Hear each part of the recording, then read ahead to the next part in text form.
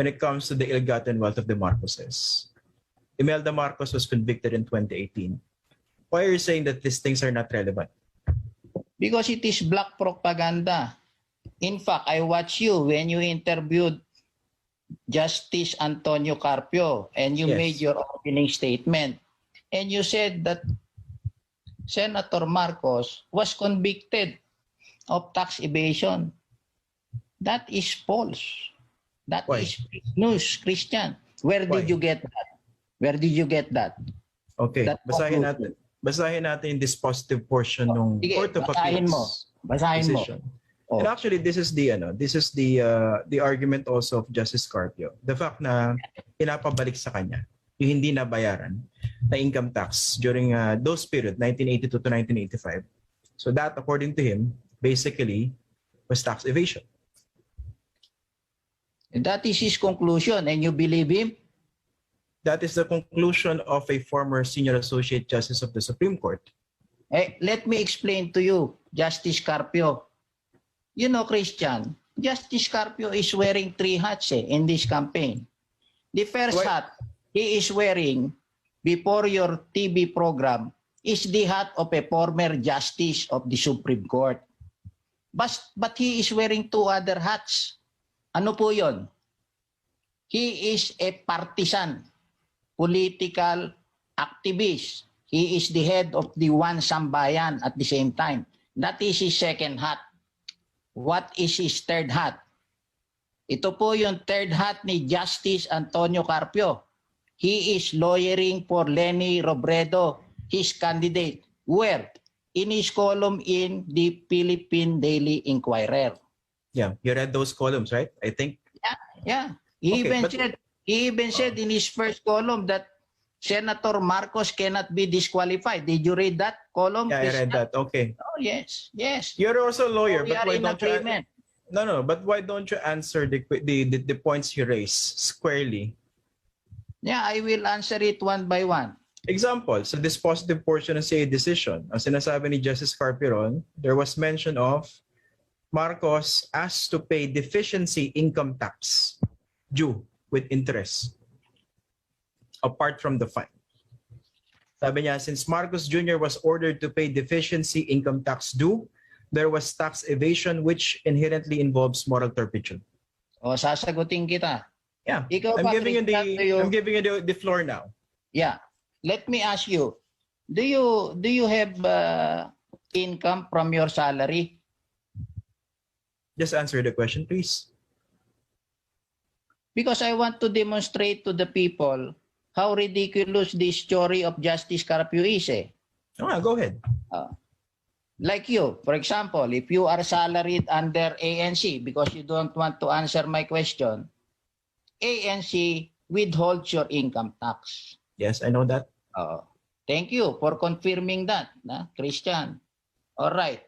If ANC or the government in this case, it was the government who withheld income taxes from Senator Marcos, made a mistake, sino sisisihin mo? Ikaw? Of course not. So that is not tax evasion. Let me be very clear with you. Section 45 of the tax code is about failure to file income tax return, Christian. Ganun yun.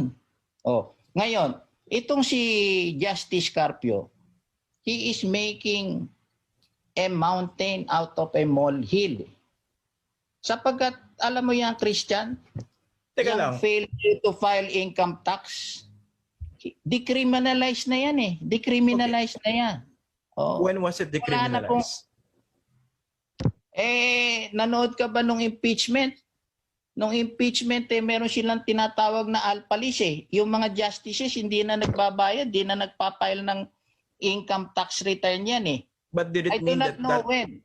But you know, I remember that. the principle here, if there is a beneficial thing in criminal law for the accused, it retroacts Christian It is beneficial. Where does it say regarding violations of the tax code, for instance? I do not. What is your question again? Where does it say in the tax code? For example, decriminalize. Kasi Justice Carpio mentioned Section 253C of the tax code, which says that any public officer who is convicted of any crime penalized under the tax code is perpetually disqualified from holding public office, to vote, and to participate in any election. Wasn't Bongbong Marcos convicted, not just of the election code, but of the, let's not even talk about moral turpitude. Convicted because under the tax code. Wasn't he convicted? Oh, you are now changing your statement. Di ba? Tama yon. He was convicted of failure to file his income tax return. No. He was never convicted of tax evasion, Christian. Dapat klaro tayo sa facts natin eh. Di ba? Mahirap kasi yung fake news eh.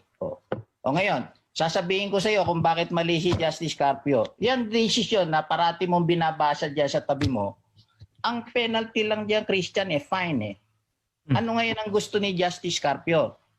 Ang gusto ni Justice Carpio, kung binasa mo yung column niya, at binasa mo itong mga tao na naniniwala sa kanya, gusto niya yung desisyon, lalagyan niya sa kanan ng imprisonment.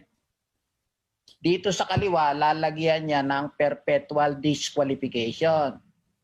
Why? Kasi sabi niya, ako lang ang marunong, ito ang tamang desisyon. So nagpunta sila sa COMELEC, Christian. So what will the COMELEC have to do if they will follow Carpio? They have to annul that decision that you are looking at. Now, but can you answer, let me finish, because the point is here eh. Oh, sige, go ahead. Do you know, Christian, Carpio knows that the COMELEC has no jurisdiction to annul any decision of the Court of Appeals eh. So, was that part of the prayer? Were the petitioners even asking the COMELEC to annul the decision of the Court of Appeals? Yes, that is, you cannot disqualify. They're asking him to deny due course. You cannot disqualify Marcos without going into that legal theory of Carpio. Actually, let me correct you on that. That the Court of Appeals decision is wrong. Ibig ba sabihin ni Justice Carpio, siya lang ang marunong gumawa ng desisyon? Okay, since we're talking about facts here, let me correct you on that. The petitioners are not seeking the disqualification of Bongbong Marcos. They're asking the COMELEC to cancel the COC. Deny it due course. There's a difference between the two. No, okay. No, you know, Christian. They went to the COMELEC only to throw mud at Senator Marcos. Di ba? Kasi wala naman silang basihan eh. Ang batas, Christian, Section 12. Have you read Section 12 of the Election Code? There are only two ways that you will be disqualified. One, if you are sentenced with more than 18 years imprisonment. And two, if you are convicted of a crime involving moral turpitude. Yeah. O ngayon, doon sila pumunta sa Section 78. Yun, nagsisinungaling ka sa COC mo. Di ba? Yeah. O, doon mismo sa desisyon ni Carpio, yung mga remedies na yan, individual eh. Sila, dinodoble nila eh. But that is lawyerly talk. Baka hindi maintindihan yan eh. Aanuhin ko na lang yung Section 78.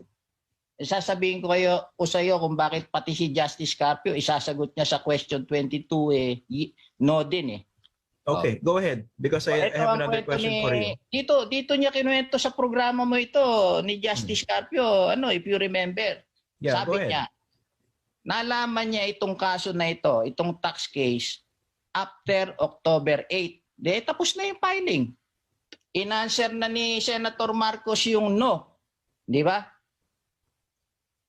Kung nag-file si Carpio nung candidacy, kunwari tumakbo siya na presidente, isasagot din niya no. O kaya kung siya yung nag-file para kay Bongbong Marcos, isasagot din niya no. Bakit, Christian? Inamin niya sa programa mo nalaman lang daw niya yung kaso na yan after October 8, nung mga October 15 na. Nagsaliksik pa and then nag-file sila ng kaso November 2. So what is that? Is that even material to the issue? Yes, because his story was only formulated on October 15. Before Does it- October 15, he had no theory. Alam mo ba, Christian, na yung petition na yan yung binabasa mong desisyon na yan hindi naka-attach? Do you know that? But does the timing even invalidate the points raised? Yan, ang petition, dapat may ebidensya ka eh. Yun yung petition nila Carpio, argumento lang eh. They have no evidence. They don't even attach a copy, a certified copy of the decision, Christian. Do you know that? Well, that you can raise before the COMELEC or the lawyers of Bongbong Of Marcos. course. Now, at least you know now, di ba? May I ask my basic question now, attorney? Correct. A very basic question. Was Bongbong Marcos convicted or not of any crime under the tax code? He was convicted of failure to file his income tax return. Okay. Now, yung mga dilawan, they are saying he was convicted of tax evasion. Tax evasion. Okay, tanggalin natin Mali issue. yun mali yun, Christian Let's remove the issue of tax evasion for purposes of discussion. Fake news yun Okay. Diba?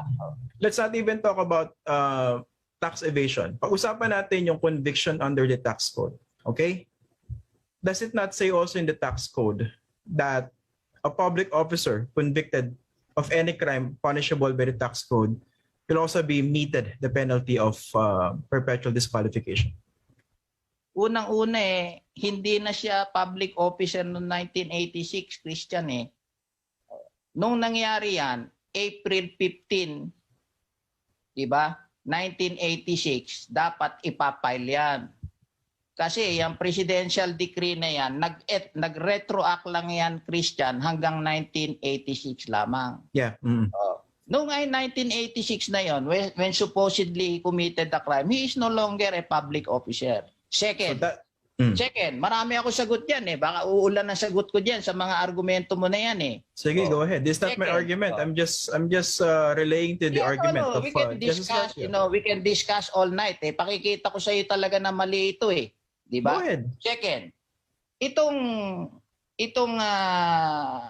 disqualification, dapat yan nakasulat yan sa desisyon na binabasa mo, Christian Yan ang batas Tanong ko sa iyo, nakasulat ba yan dyan sa binabasa mo, yung disqualification? Hindi. Ngayon, ano ang sinasabi nila? Deemed written doon sa petition nila. Sino ang binola nila? Ibig mo sabihin, itong tatlong justice na iginagalang namin si Christian sa Court of Appeals, si Gloria Paras. Ginagalang namin yung Christian Kaming mga abogado na UP, College of Law. Ito yung si Lourdes Tayaw Haguros.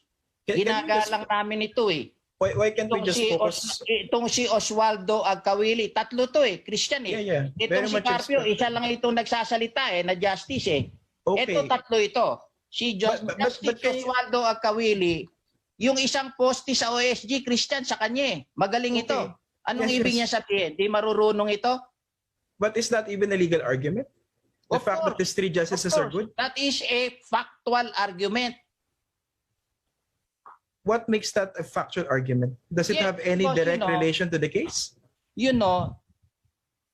No justice will impose the penalty that Justice Carpio is asking. So that is an argument that you can raise before the COMELEC. Kasi alam mo, Christian, you know what the alleged crime is? It is just like a jaywalking It is just What? like a traffic violation. He Failing to is file making income mountain taxes out like a of jail. molehill.